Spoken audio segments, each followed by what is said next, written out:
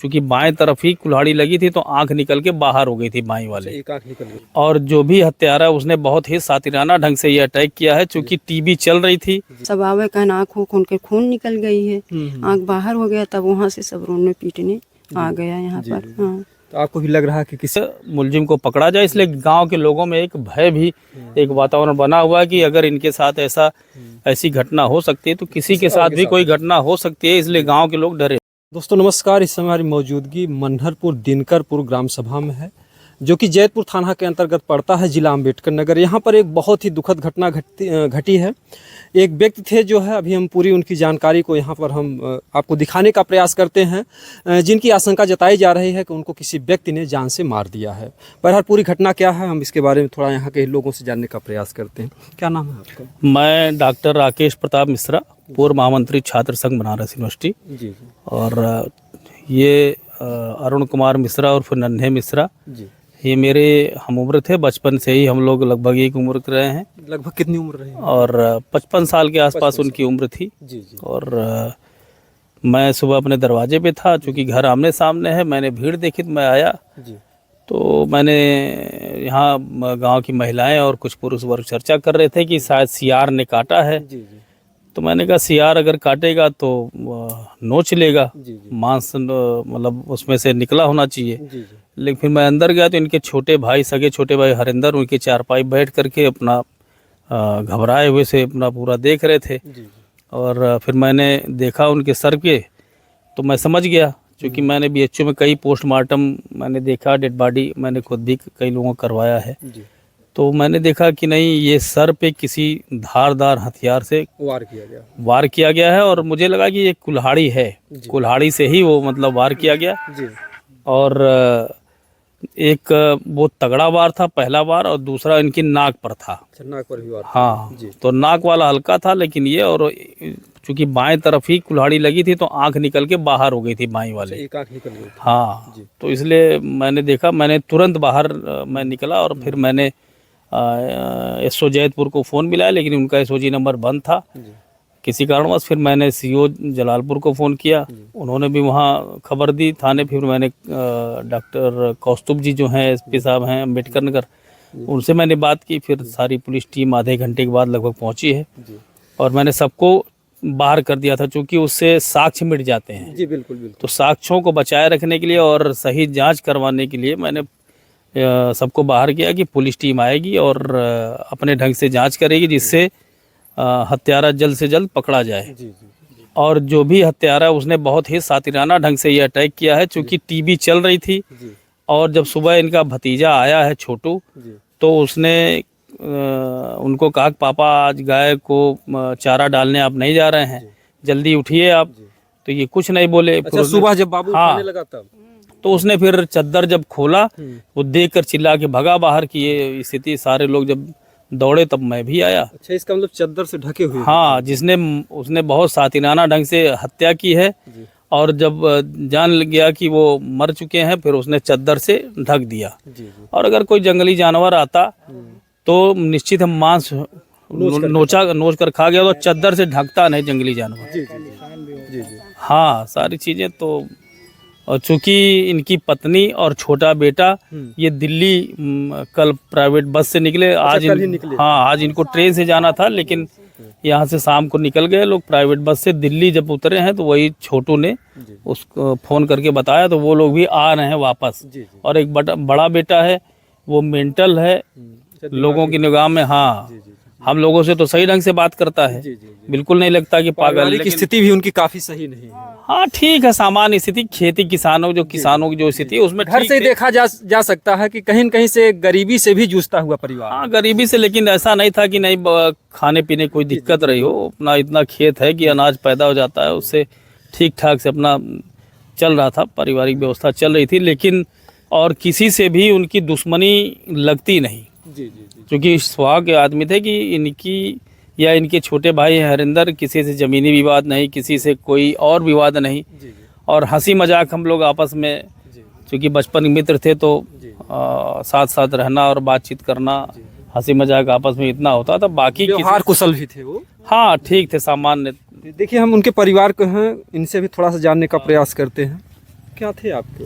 अब उनको हम भय हुए। अच्छा जी। हाँ तो कैसे शाम को खाना ना खा के सोए? हाँ, शाम के यहाँ खाना खाए हैं, खा के उनकी औरत कही खा के ही सो, जी। कल से गोरू मत छोड़ना। जी जी और गोरू न छोड़, घर द्वार देखना, हम सोमवार को आएंगे तब काम होगा। जी जी तब वो खा ले हैं, खा के सो गए। जी जी टीवी अब कब देखें, कब बंद हुए हैं। जी। मतलब शाम को टीवी मतलब चालू करके हाँ, सोए टीवी चालू कर रहे हैं। जी। हम सब कहें हाँ खाए के सोया, थे? जी कहें ठीक, हम सब खाना खा के सोए। जी। तब हम चल गए अपने घर पर। अच्छा, आप लोग दूर रहते हैं हाँ, क्या? गांव में घर है। अच्छा, वो यहाँ पर अकेले ही रहते थे? हाँ हाँ, गांव में है। अच्छा अच्छा। तो हम सब चले गए। तो लड़का हमारा उनका छोड़ने चला गया फूलपुर। जी जी फुलवरी अब छोड़ के आया तो लड़का हमारा खा के वहाँ सो गया। जी जी। अब लड़का कहा मम्मी जाई, हम कहे जा भैया देखिए। अब सजमा जब 8 बजे इन्हें, अच्छा। तब 8 बजे देख के गई अच्छा, वो मैं। आपका बाबू था जो देखने हाँ आया हाँ, था? जो बाबू आया। जी, तब से कोई नहीं आया यहाँ पर। सुबह हमारा लड़का आया है 6 बजे। जी जी 6 बजे को है मम्मी पापा बहन आया, हम के भैया टट्टी उट्टी करेगा वही।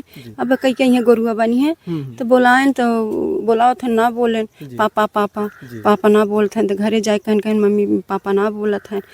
तब यहाँ सब आवे कहन आँख उनके खून निकल गई है, आँख बाहर हो गया। तब वहाँ से सब रोने पीटने आ गया यहाँ पर। हाँ, तो आपको भी लग रहा है कि किसी के द्वारा उनको मारा गया? नहीं मारा है, टांगी चला है यहाँ पर।